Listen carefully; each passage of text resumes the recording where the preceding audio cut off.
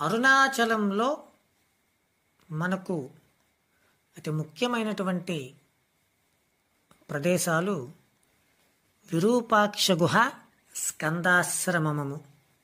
ఇక్కడ రమణ మహర్షి గారు చాలా కాలం తపస్సు చేసుకున్నారు ఈ కొండ మీద.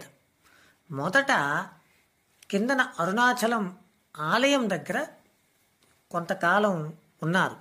ఆ తర్వాత ఈ కొండ మీదకి వచ్చి మొట్టమొదట మ్యాంగో ట్రీ కేవ్ దగ్గర తపస్సు చేసుకున్నారు. ఆ తర్వాత విరూపాక్ష గుహ, అలాగే అటు తర్వాత స్కందాశ్రమము. అలా మనకు రమణ మహర్షి ఆశ్రమము వెనకాతల నుంచి వెళ్ళడానికి మనకి ఉంటుంది.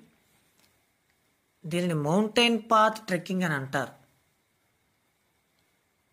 అటువైపు నుంచి కాకుండా దానికి ఆపోజిట్ నుంచి ఎక్కడైతే మనం దిగుతామో అటు కూడా మొదలుపెట్టి జడస్వామి లేదా సదయస్వామి గుహ, మ్యాంగో ట్రీ కేవ్, విరూపాక్ష గుహ, స్కందాశ్రమము, ఇలా కూడా మనం ఈ మౌంటైన్ పాత్ ట్రెక్కింగ్ చేయొచ్చు.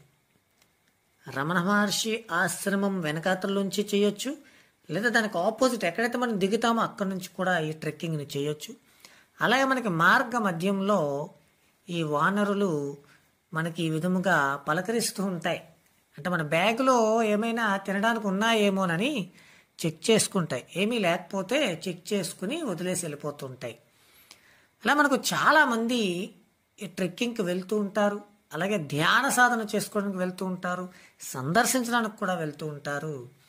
ఈ కొండ మీద రమణ మహర్షి గారు మాత్రమే కాకుండా ఎంతోమంది యోగులు, సిద్ధులు, సిద్ధపురుషులు, అవధూతలు, ఎంతోమంది మహానుభావులు తపస్సు చేసుకుని సిద్ధత్వాన్ని పొందినటువంటి కొండ ఇది అరుణాచల కొండ.